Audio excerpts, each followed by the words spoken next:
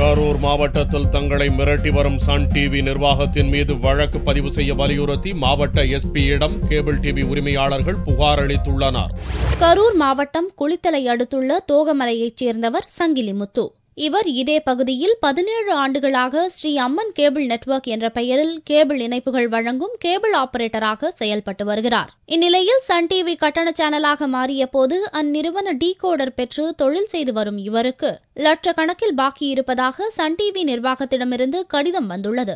உடனே Sun TV விற்பனை பிரதிநிதியான செந்தில் என்பவரை தொடர்பு கொண்ட போது இவர் இணைப்பு கொடுக்காத ஜெமினி, தேஜா சேனல்களுக்கும் கட்டணம் பதிவாகி இருந்தது தெரிய வந்துள்ளது. இதனை அடுத்து சங்கிலிமுத்துவை மிரட்டி 1,50,000 ரூபாய் டிடியாக பெற்ற சன் டிவி நிர்வாகம் மீது தமிழக கேபிள் டிவி உரிமையாளர்கள் சங்கத்தின் மாநில தலைவர் KM ஆறுமுகம் மற்றும் நிர்வாகிகள் கரூர் எஸ்பியிடம் புகார் தெரிவித்தனர்.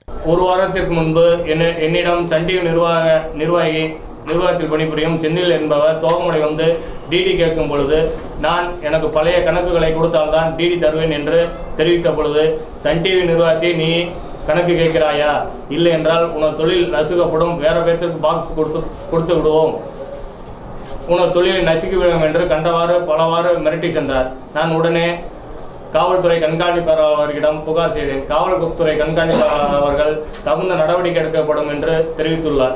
இதுபோன்ற விவகாரங்களில் இதுவரை மௌனம் காத்து வந்த கேபிள் டிவி ஆபரேட்டர்கள் தற்போது போர்க்கொடி உயர்த்த துவங்கியுள்ளனர்.